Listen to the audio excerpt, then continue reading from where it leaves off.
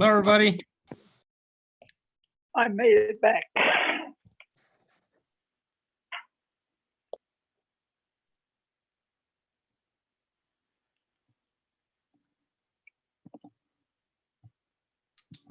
And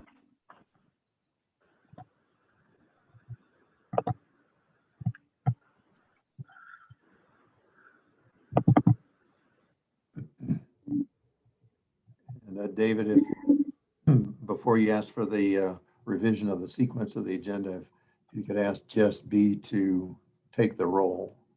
Okay.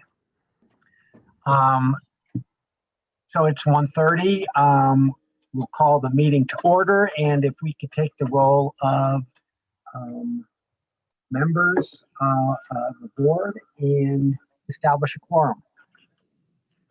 Okay, I'll go ahead and just go down the list of everybody that I see, just off first name. And then if I miss anybody, let me know at the end so I can make sure we mark you here. So I'll go ahead and start. I see Holly, Longinos, David, Yolanda, Rick, Bev, Andy, staff of member governments and citizens. Is there any other board members that popped on that I did not catch? Dennis Carpenter.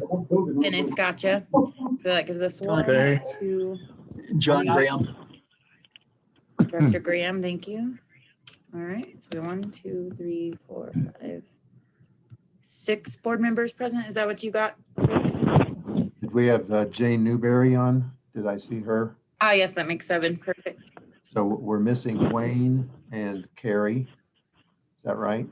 Correct. Yes. So that's who we don't That's a have. quorum. So just a friendly reminder that when you are making a motion, if you'll just state your first and last name, so we catch it in the video and in the recording. And then if you are not speaking, if you could just mute yourself so we don't have background noise. Thank you. Okay, we do have a quorum. So item number 2 is approval of the agenda. But before we do that, Chris Wheeler, are you on the line? Yes, I am. I am here. Okay, I am going to ask approval of the agenda with one change, item 8B, if we can move that to immediately after item 3, public comments, because Ms. Wheeler has a commitment and needs to leave at 2 o'clock, as I understand. Yes, thank you. So with that change, is there any public comment or any comment on that proposed change? Not hearing any, can I get a motion to approve the agenda as amended? Motion to approve, Yolanda Avila.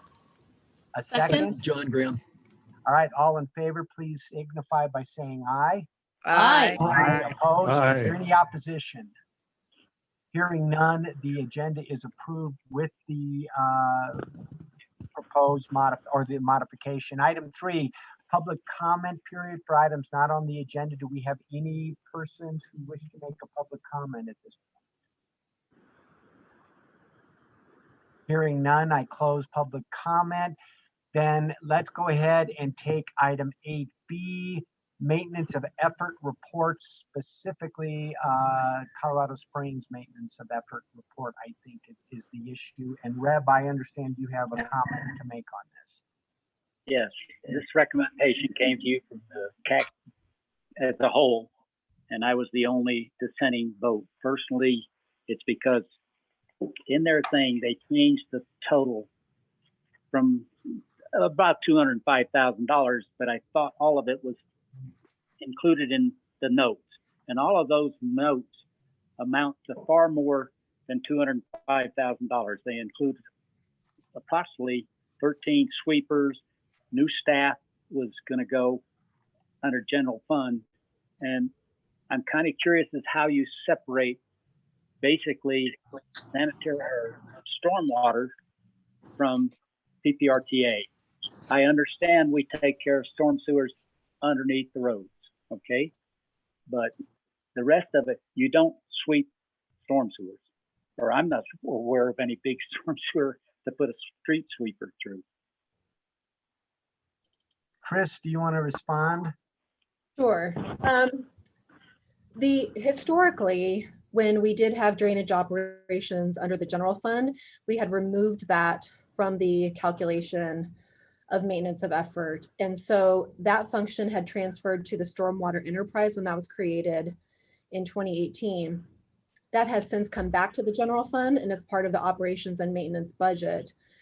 And because we had historically excluded drainage from this calculation, we did so again.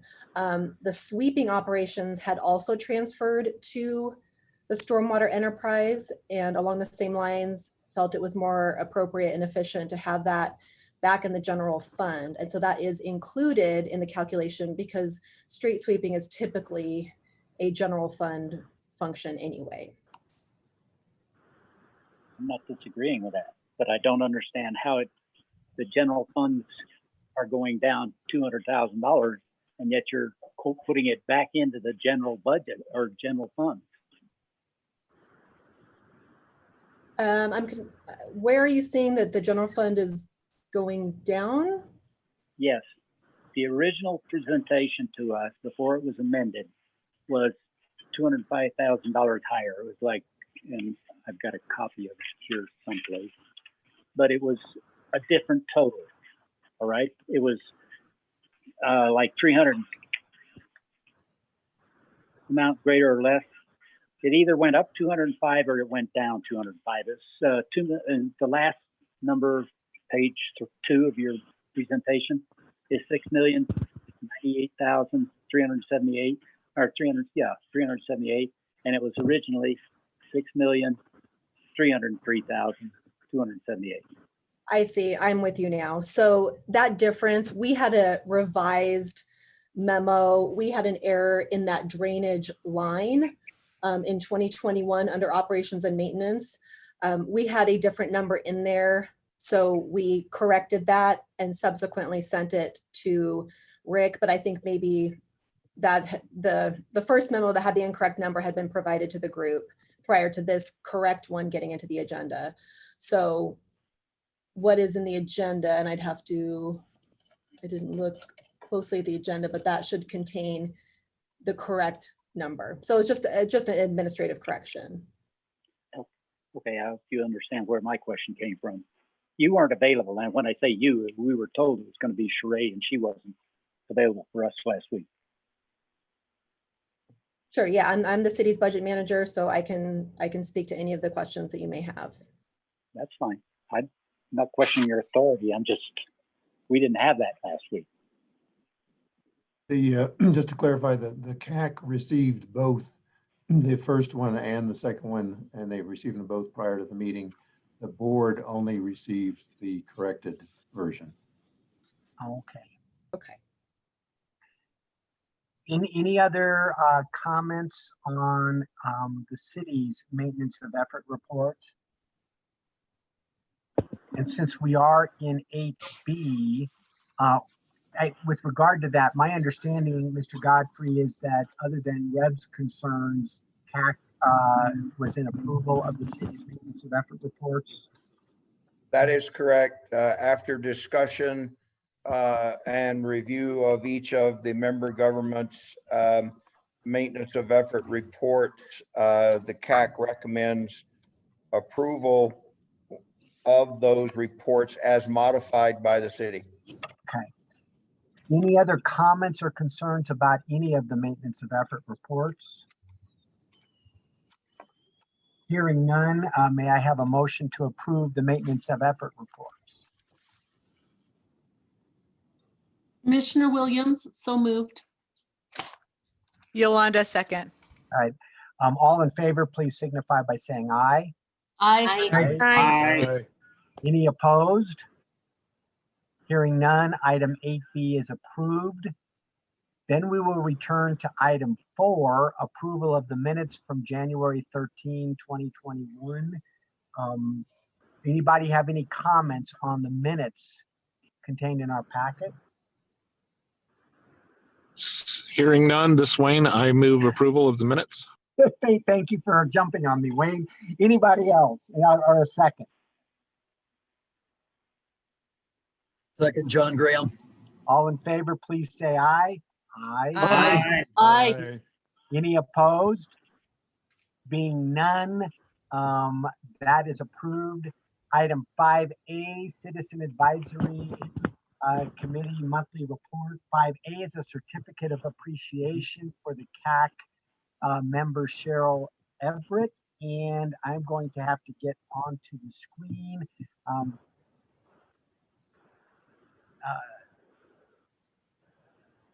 And I should have brought my glasses. I will read item 8A. The Pikes Peak Rural Transportation Authority wishes to acknowledge its deepest gratitude to Cheryl Everett for her invaluable contribution to the PPRTA Citizen Advisory Committee, February 2017 to February 2021. This is an approval item. So before you speak, Mr. Godfrey, I would ask if anybody would move to approve item 5A. Yolanda, move to approve item 5A. Is there a second? Holly Williams, second.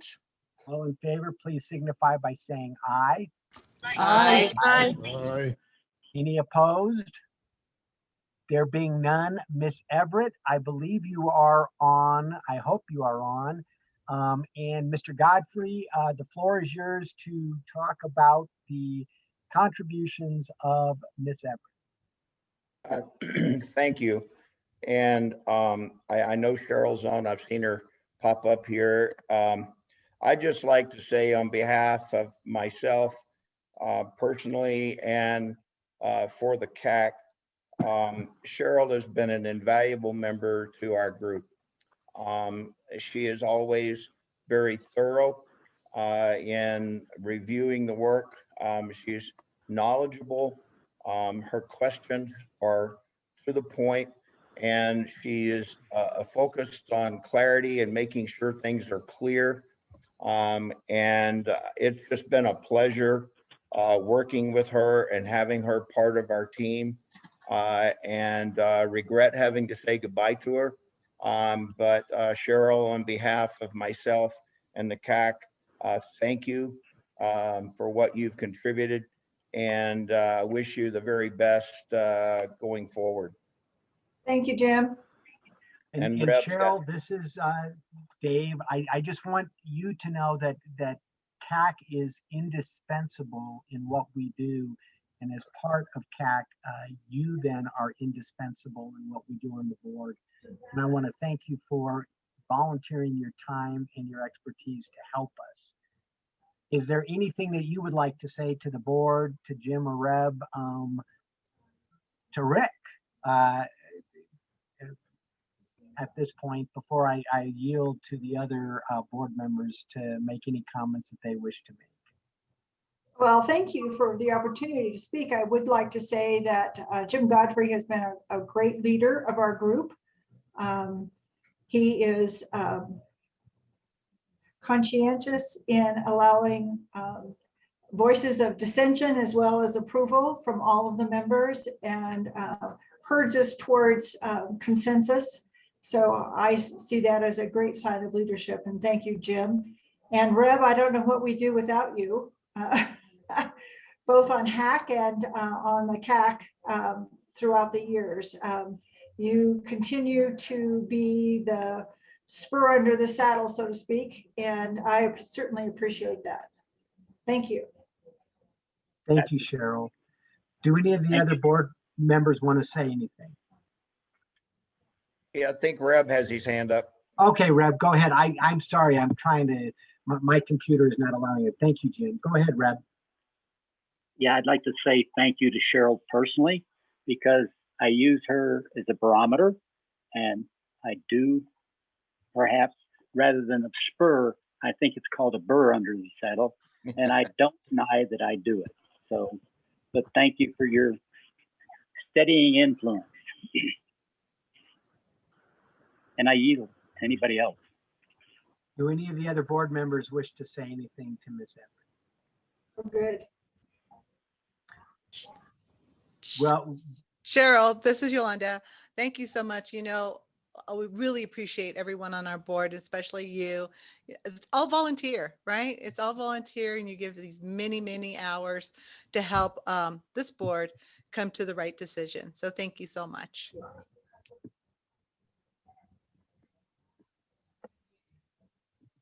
all right. I wish we were in, being able to applaud in person, Cheryl, but thank you so much, and we wish you the best going forward. Thank you, Cheryl. Thank you, Cheryl. Thank you, Thank you, Carol. Okay. Item 5B, monthly reports from the Citizen Advisory Committee. Mr. Godfrey, I believe you are up. Okay, our report would be kind of short, but we did have a good discussion about Colorado Springs 8 contracts that are in your packet, as well as El Paso County's 2 contracts. And we recommend approval of both of those entities' requests as presented. We've had the discussion on maintenance of effort reports. And the other thing, just bringing to your attention, the CAC has one subcommittee. It's called the Public Outreach Subcommittee. They've played a key role in the design and subsequent redesign of the PPRTA website in terms of its outward facing information and that kind of thing. And we had someone that's been instrumental since the beginning of that, Brian West, who left last month and is no longer part of that. So we took an opportunity just to remind some of our newer CAG members that we did have a subcommittee and identify the members that were on that and who might want to be on it. So we just had a general discussion, and we'll finalize the membership on that committee next month while everybody's stewing over it this month. So nothing to report out other than we do have a subcommittee, and we do look at the annual report, kind of take a look at the annual report and anything else that the board would deem necessary. And we hope that that committee will play an active role in discussions going forward for RTA 3, and then we make sure that the CAC and the public outreach are part of that, those discussions. And that's it from the CAC report. Anybody have any questions for Mr. Godfrey? Hearing none, I'll entertain a motion to accept the CAC report.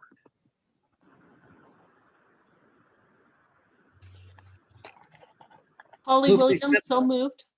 Second, Gonzalez. All right, all in favor, please signify by saying aye. Aye. Any Aye. opposed?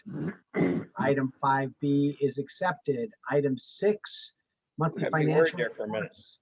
The almost impossibly good news, Bev. Thank you, and good afternoon. Let's wait a second for Jess B to bring up the financial reports. Okay, great. Thanks, Jess. So for December, we received $11,463,000, which was 1.6 million above the monthly budget. So year to date, we're 19,148,000 above the annual budget, and that will be carried over and allocated to transit maintenance and capital at the mid-year budget amendment. So it's a really great thing for the member governments to have a bunch of new revenue to allocate to projects that how they see fit. And then compared, so it was the top month of the year and in the history of the RTA so far. Then compared to year to date on the second page, we were 6.2% ahead in December, or 670,000, but 9.3%, I mean 9,300,000 ahead of the total year to date last year, actual, or 8.4%. Are there any questions on the rest of the financial reports?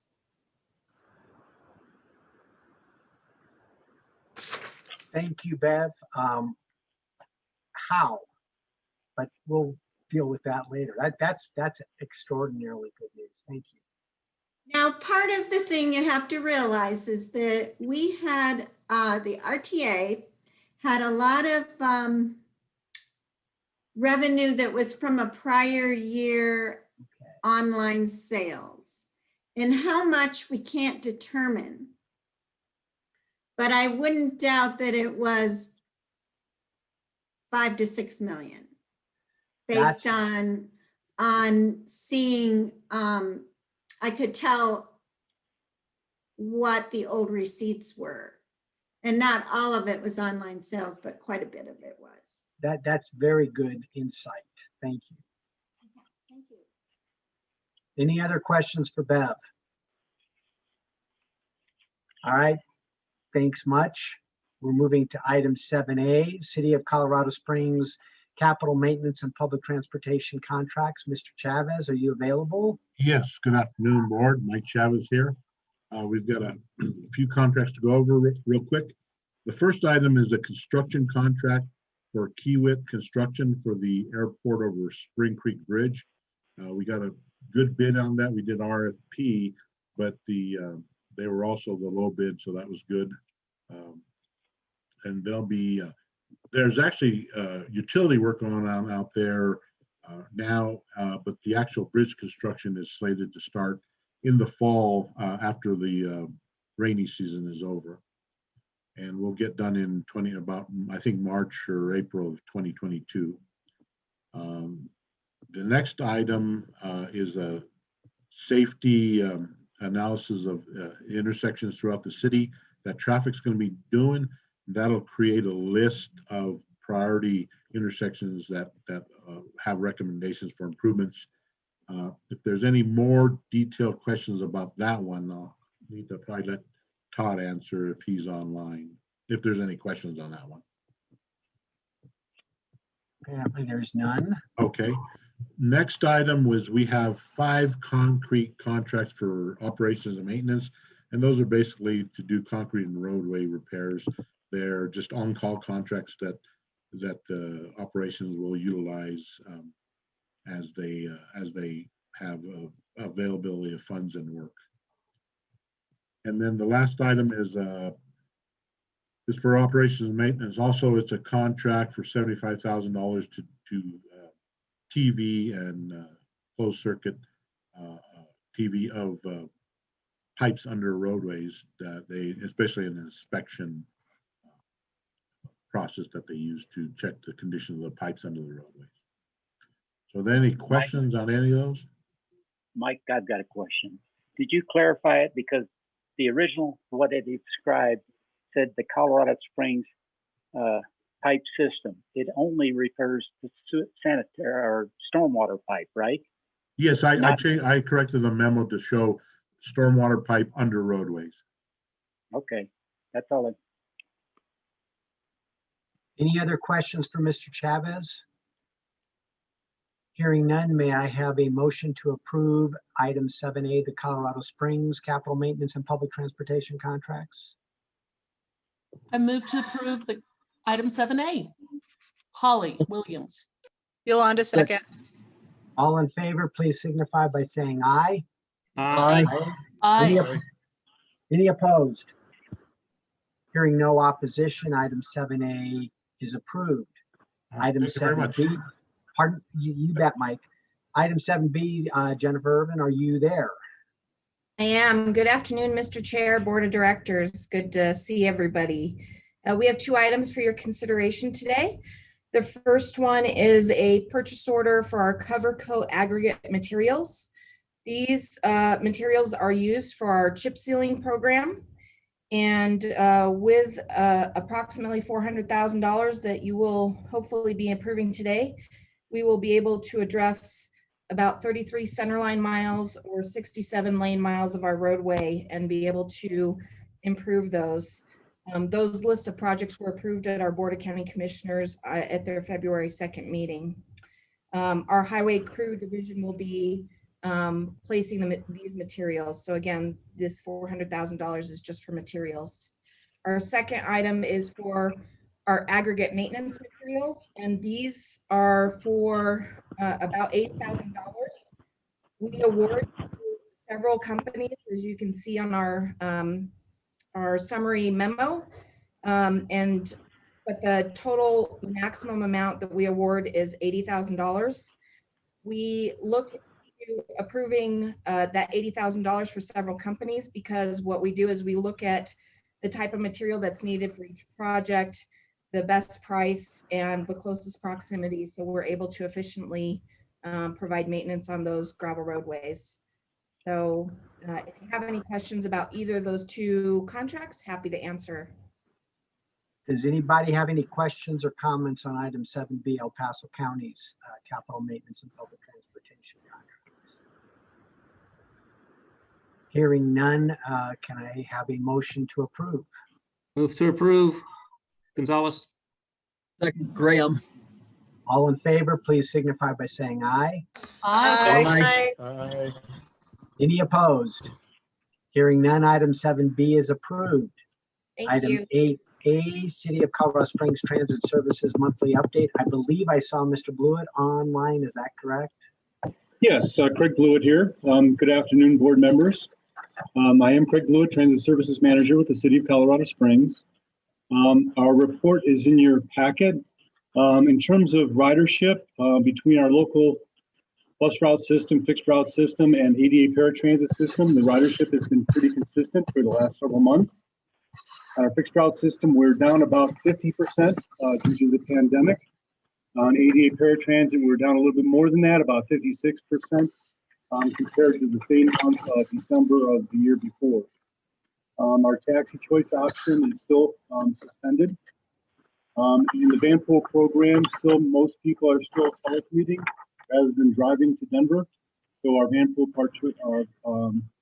ridership is significantly down compared to a year ago.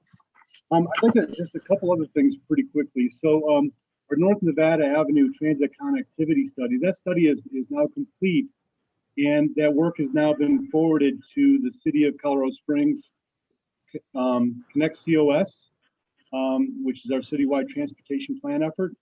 So the North Nevada Connectivity Study recommends BRT Light, Bus Rapid Transit Light, on one of two corridors linking downtown to UCCS and points north.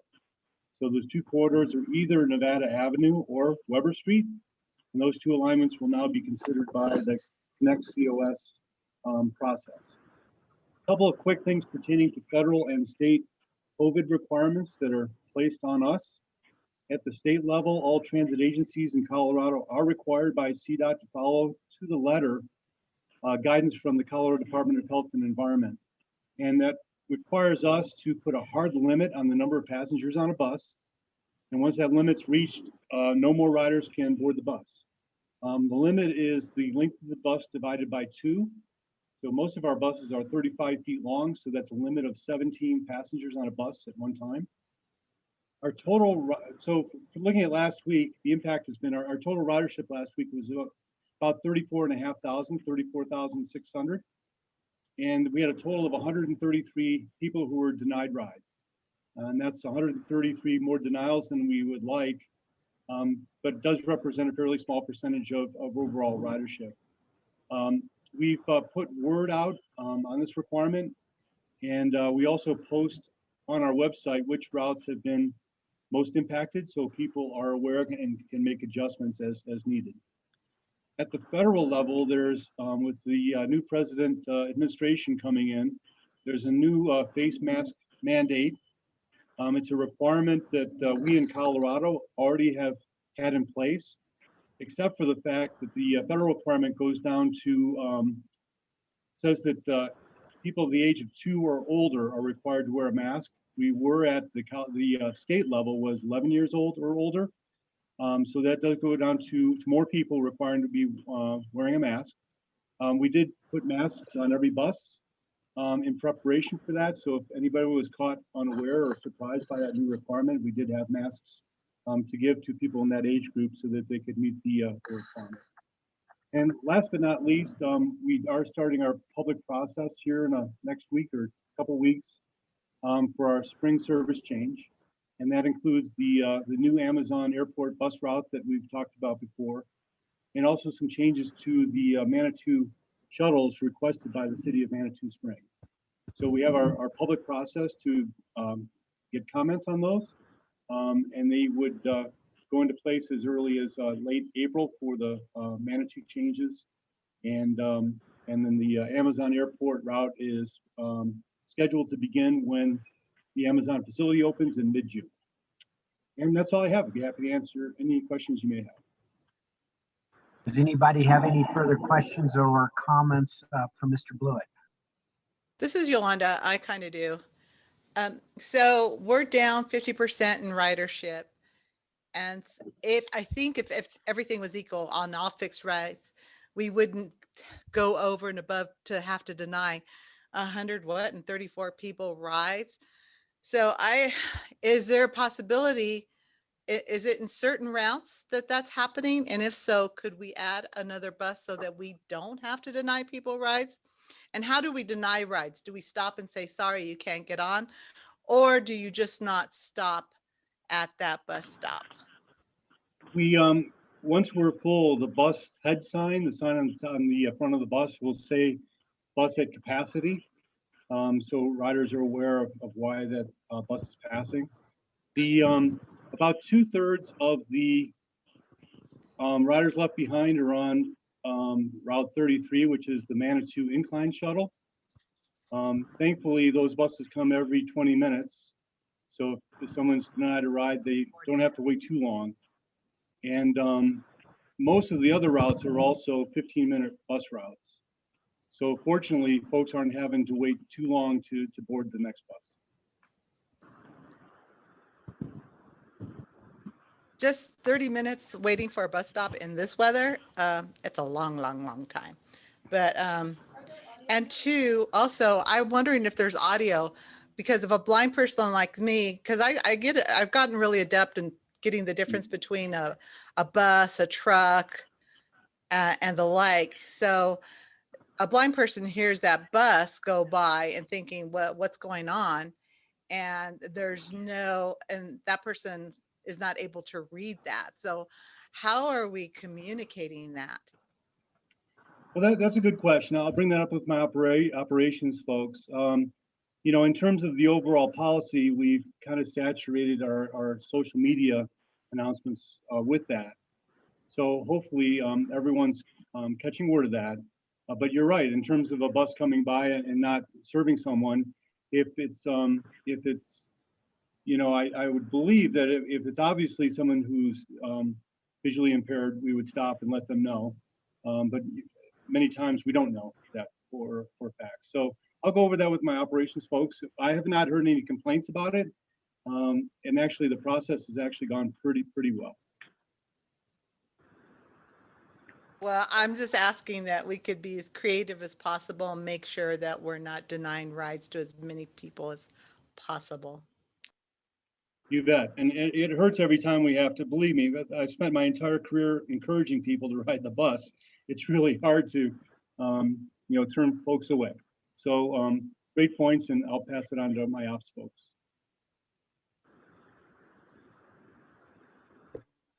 And Craig, just out of curiosity, if you know, what are the standards we're going to have to reach to allow the buses to become more full than they are now, other than this divided by two calculation? Well, that's a great question. So right now, the Biden administration's push on masks is 100 days, starting at his inauguration. So we're anticipating that time frame. Thanks. Any other questions or comments? Thank you, Craig. We have finished item 8B, so going to item 8C, the City of Colorado Springs PPRTA 3 revenue estimate. I believe Ms. Sturdivant is available. Is that correct? That is correct, sir. Thank you. Go ahead. Great. I think I'm just going to give Jessica a moment here to switch the slides. I think you're ready, Jessica. Is that correct?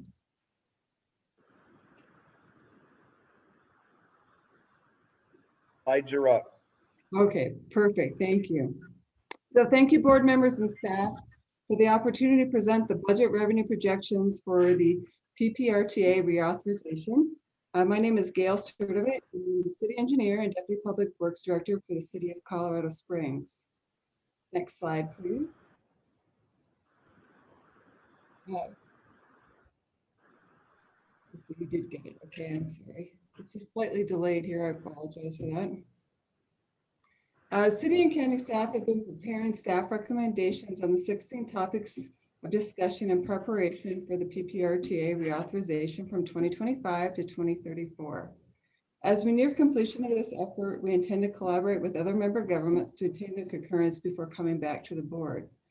The focus of our discussion today is on the budget revenue projections for the reauthorization. Next slide, please. In collaboration with the PPRTA and PPACG staff, city and county staff have developed 3 scenarios to project the PPRTA budget revenue. The assumptions for these scenarios are no new member governments would be joining, and if they do, then we would need to go back and make an adjustment. And all these scenarios, we're going to be establishing a base year, and we'll have discussions about whether or not they will include growth to account for inflation or increase tax base, or reductions to account for economic downturns. With the 3 assumptions, so they're developed, we're going to go through each of those, and then we'll talk about some other planning contingencies for future consideration. Next slide, please. Starting off with scenario 1, when we go through to establish our base year, we start with what we currently have for the 2021 budgeted revenue. In this case, it's $105 million. From 2021 to 2034, we add 3% growth. And then we take that total from 2025 to 2034. With that total, we take 78% of it, and then we divide it by 10 to get our new annual base year percentage. So in this case, once you go through that, that base year comes up to $105.7 million.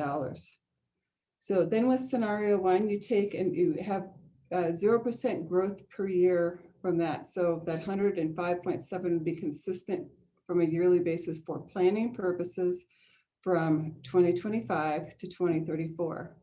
That would result in $1.056 billion in revenue.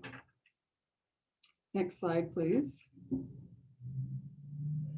In scenario 2, the base year is determined the exact same way. So I'll review that again quickly because I know it's a little complicated. That we take the 2021 budgeted revenue number, apply 3% growth from 21 to 34.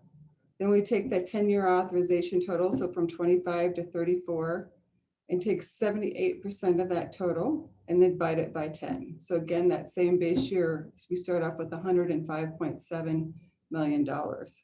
What's different here is that we take that as just the 2025 revenue, and then from 2026 to 2034, I'm sorry, yes, 2034, we add 1% growth per year on top of that. So that would result in $1.106 billion in revenue. Next slide, please.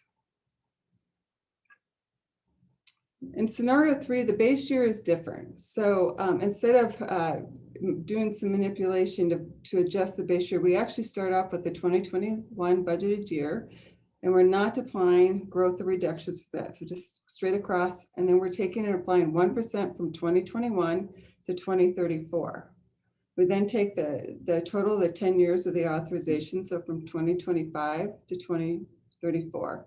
And that would result in $1.143 billion in revenue. Next slide, please. So here's where you can really see the 3 scenarios lined up against each other. So that first scenario is, again, we established that base year and applied that base year over the 10 years of the authorization to give you the 1.056 billion in revenue. And scenario 2, we take that same base year, but we increase from 1% per year, starting from 26 through 34, and that would give you an additional $48.8 million. And scenario 3, again, this is where the base year is different. We start off with the 2021 budgeted year and apply a 1% growth. And then when you just take the 10 years of the authorization, it results in that 1.143 billion, or 86.4 million above the first scenario. So what staff is recommending is that we carry the 3 scenarios forward until mid-2022 as we establish the project lists. On my next slide of the presentation, you could see what this would mean for capital projects with one of these scenarios, and then we'll talk about some future contingency planning. Next slide, please.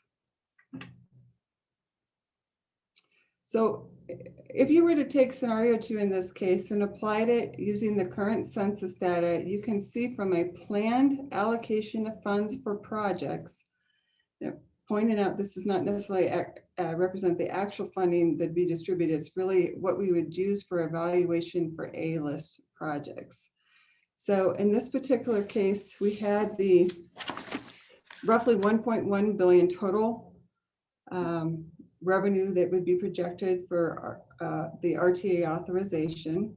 So you take the 10% that goes for transit operations, the 35% that goes for maintenance, that leaves you the 55% to go towards capital. And then we've applied the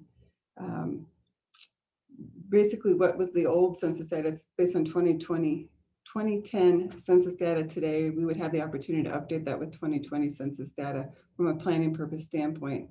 So in this particular case, you could see the city of Colorado Springs would have approximately 426.6 million, and El Paso County would have approximately 169.5 million.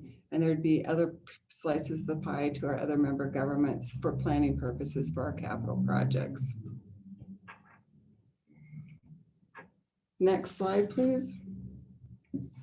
So in addition to these revenue projection scenarios, we'd like to keep in mind other planning and contingency staff will discuss in further detail as the projects list for the reauthorization are developed. One of the things we'll bring up is establishing a revenue threshold to distinguish between the A-list and B-list projects. An example of this could be to use 75% of the projected revenue available for the 2 larger entities and work with the other member governments with their A-list projects to help get them funded. Also setting this threshold, it would give us the ability to be responsive to unforeseen conditions. Examples can be economic downturn, unplanned construction cost escalation, or the newly imposed regulatory requirements.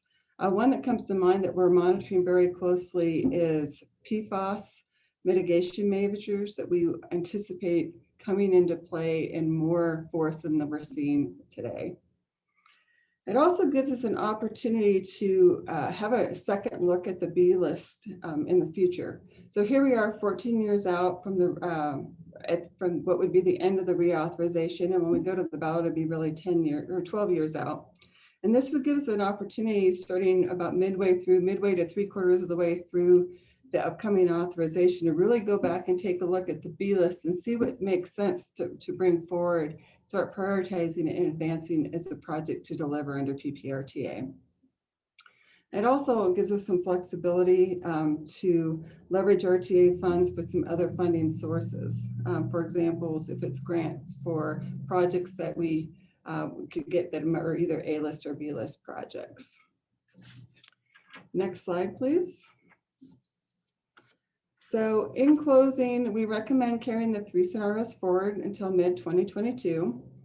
We want to have further discussion on the contingency planning and program adaptability that we're trying to build in. And we can do so more when we bring the recommendations forward for the reauthorization discussion matrix. So next slide, please.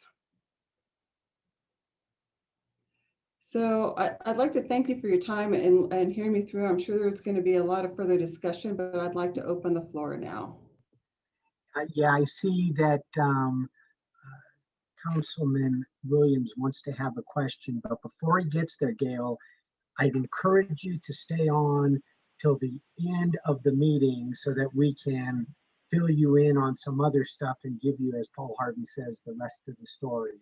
Because there is something that I think may impact that. Councilman Williams.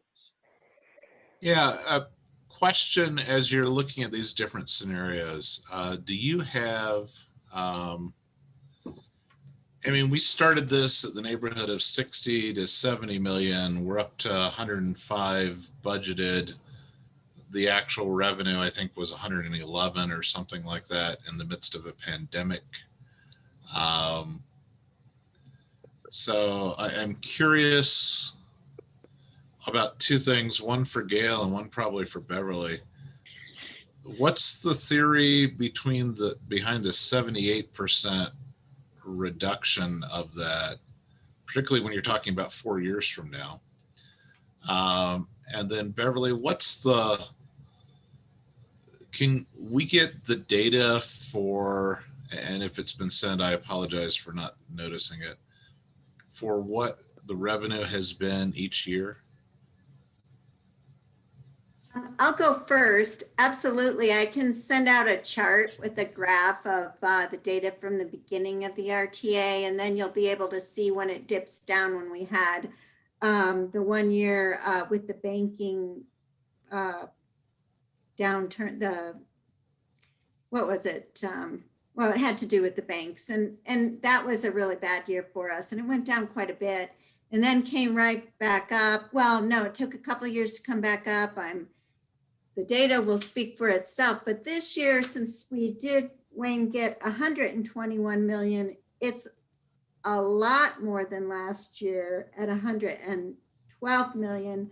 But like I said, about 5 to 6 million of that is prior year catch up for the web sales. So I don't know, did I answer my part of your question?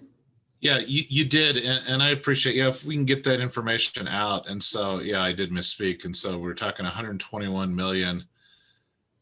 And I guess while I want us to be prudent, I think 78% of 105 million is so parsimonious, it's not a relevant scenario. So I'm not a big fan of scenario one, and I don't see, but before I, wax firm in a position, I want to see what's happened in the past. But since we're talking about something that happens 4 years from now, and overall we've grown pretty significantly over that time period, I have a hard time saying we're going to use 78% of what is effectively 83% roughly. I'm ballparking numbers in my head. So at that point, you're leaving a lot of revenue on the table, and I think part of what we have to be able to, as we have to be able to deliver on the promises we make, but we also have to have enough money that we can actually promise things. And I just think that first scenario is too conservative, and I wouldn't carry it forward, particularly when you're talking about something that doesn't happen until 4 years from now. So that's where I'm at. Wayne, a quick question related to your request. This is Jim. Would having actual expenditures next to revenue be relevant as part of that, so you could get a percentage of what revenue you actually spent in those years? Yeah, I think it would be, Jim, although since we always accumulate the money before we spend it, which I think does make some sense, a lot of times we're spending the revenue we earned from earlier years. But okay. I still think it's a useful piece of data. But, I'm just curious to how wildly it swings, and it's kind of, the city and the county both get a disproportionate amount of their money from sales tax. They're not 100% like we are, but there's usually a pretty solid baseline of what comes in, and that's kind of what I'm looking for. Got it. Oh, thank you. Thanks, Jim. In the third scenario, Gail is starting from today's number, well, budget. And if we started, maybe had a scenario where we start from actual, especially if we took this year's number and took about 6 million off, because that was really for last year.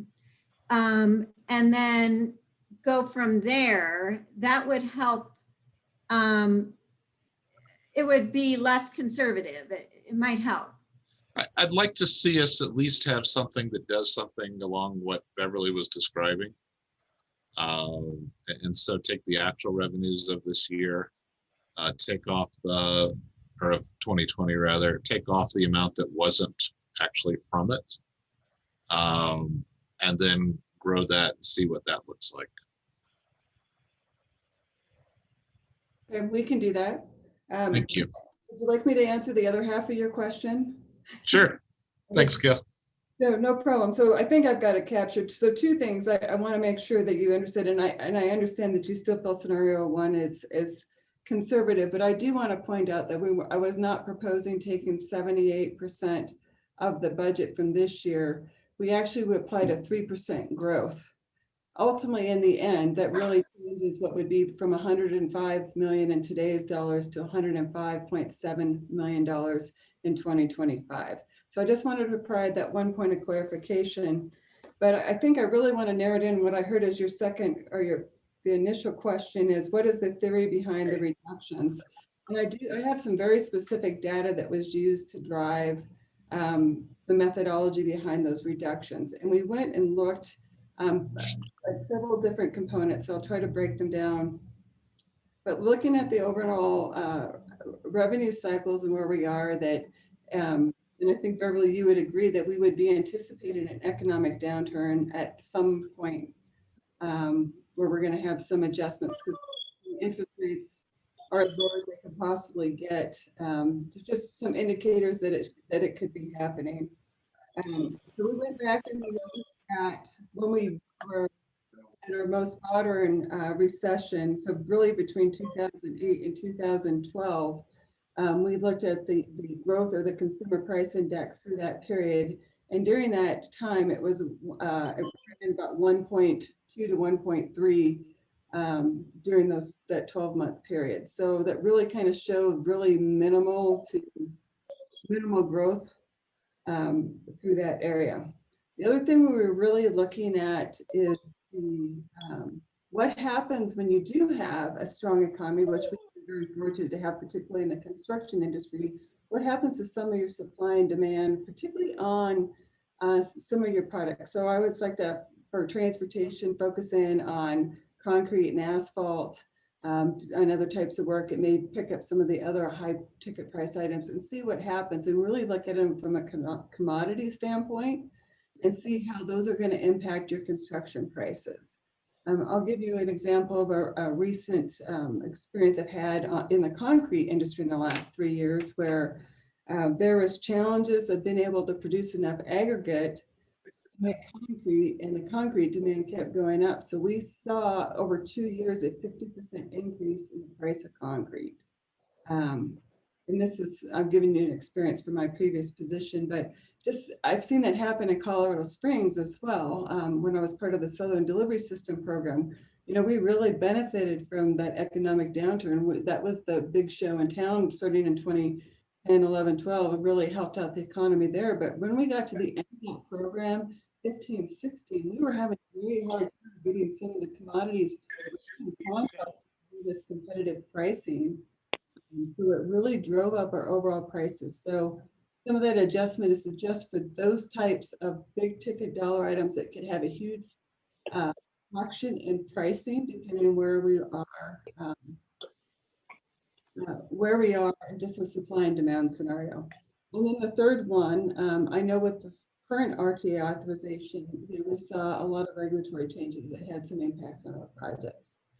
I'm really trying to plan ahead. I think everyone's trying to plan ahead to see if there's other regulatory requirements that are coming around out there. One we're really starting to see emerging today is mitigation measures for PFAS. And right now the guidance has been honestly pretty lax. The good news is the city in conjunction with Colorado Springs Utilities are actually helped driving that quite a bit. But I know from a federal standpoint, and we're working with CDPHE on that, but from a federal standpoint, it's getting a lot more attention as well. And there's just enough indicators that there's going to be much more stringent mitigation requirements that right now it's very difficult for us to quantify and plan for. So those were the three major factors for that reduction. If I could add something, so part of what Gail's doing is building in a buffer for these unforeseen increases in costs.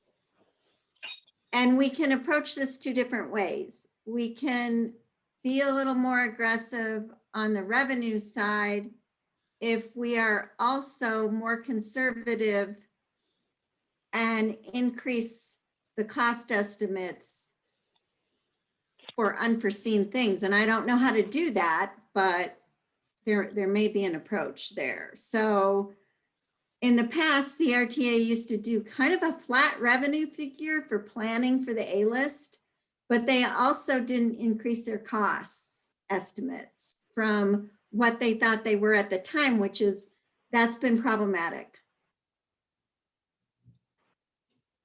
Okay, thanks for the discussion. I appreciate it. And I would just say that the numbers that are going to go into whatever option is ultimately followed,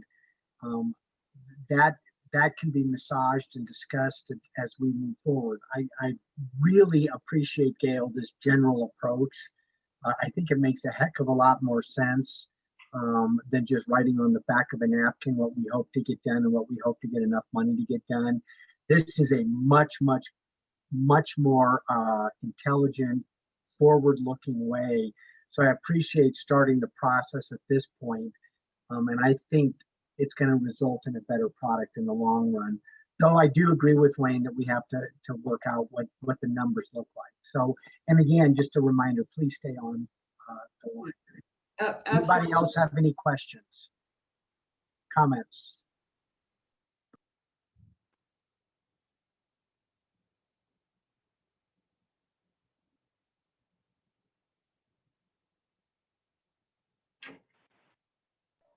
Dave, you're What if muted. I don't mute myself? We are to item 8D, City of Colorado Springs Monthly Change Order and Property Acquisition Report. Sorry about that. Mr. Chavez. Yeah, this is an informational item. Just any questions on that? Does anybody have any questions on item 8D? Hearing none, we'll go to item 8E. Ms. Irvin. I'm here if anybody has questions on those items. Any items on? Thank you both very much. You are excused. Item 9A, Legislative Report. I believe Mr. Jablon is on. Dan, are you there? I am here. Just a quick update. I got confirmation yesterday from the Senate Majority Leader that we'll be going back in the 16th of February. They have 117 days to spend. Their goal is to be out by Memorial Day or certainly the first week in June. I expect a very active and fairly contentious session. There's already been, although they haven't hit the websites because they haven't been read across the desk, well over 500 bills approved and dropped. The Senate right now currently is giving late bills out like they're candy, on Halloween. So I expect a lot of activity, a lot of action, and we'll monitor all the transportation bills and things as they continue to drop. But I expect a very active session. How it's going to play out, I don't know exactly. We're talking about remote testimony. I think it'll be a combination of in-person and remote. I plan on being over there most every day in case I'm needed. My office is right across the street. I'll watch it and then walk over as needed so I don't have to stay there the whole time. But keep you guys posted. Next time we meet, there'll be probably a lot to talk about because, as I said, there's a lot of bills dropping. Thanks, Dan. Does anybody have any specific questions? I would just ask generally, Dan, have you heard of any bills that would directly impact the operation of the RTA, PPRTA, anything like that? I have not heard of anything directly at this time. I think in the next couple of weeks, we'll know a lot more. All right. Okay, thank you, sir. You're welcome. Thank you. All right.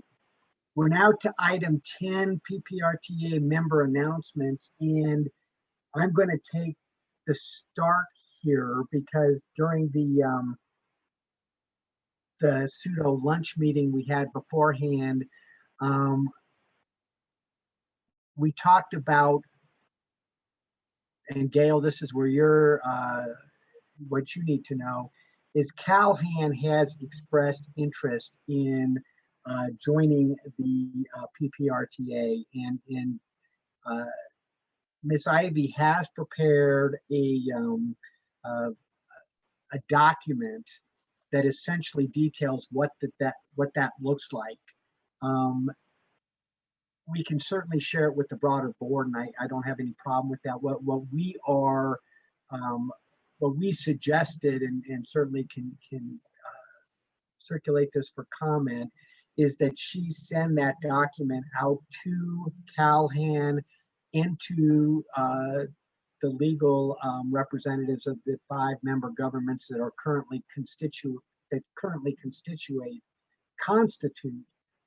PPRTA, because obviously that's going to have implications not only in terms of what PPRTA 3 might look like, but in terms of some of the member governments have expressed interest that if we expand, we're going to have to look at the IGA for governance issues and things like that. That's a 40,000 foot view of where things are, but CalHan has definitely expressed an interest in joining us for PPRTA 3. Rick, did I miss anything? Jennifer, did I miss anything? I think I covered in general where things are. Jim, did I miss anything? No. No, from here. So just to circulate, does anybody else have any questions? That obviously is something that we've talked about, and you're now up to speed where we are up to speed. For what it's worth, I think, you know, in terms of the informal conversation that Mr. Gonzalez and I had along with Rick and Andy with the folks from CalHan, they understand that there may need to look at the IGA as well if we have another entity coming in. So this is a timetable that Jennifer Ivy has worked up of the steps that that CalHan and the board need to take between now and CalHan potentially going to their voters in November of this year. So it's just a timetable of steps. So that will be forthcoming. Does anybody have any comments, questions? I just wanted to bring everybody on the board up to speed. And I think it would be incumbent on us to go back to our member governments and say, hey, this is something that's coming up. We're going to need to take a look at this and figure out how this thing is ultimately going to look, if in fact that takes place. Yeah, and I will, this is Jennifer, I'll make sure to send that out to all the board members, our CAC chair and vice chair, and member government's attorneys, and then CalHan as well, so that sort of everyone has the same information. No comments? Okay, great. Anybody else have any other member announcements? Hearing none, can I get a motion to adjourn? Move to adjourn, Yolanda. Second from Wayne. All in favor say aye. Aye. Aye. Nobody's opposed, is there? Okay, great. Yeah, adjourn and have a great day. Thank you, everybody. Take care. Be healthy. Rick, I'm going to stay on to talk about the contracts.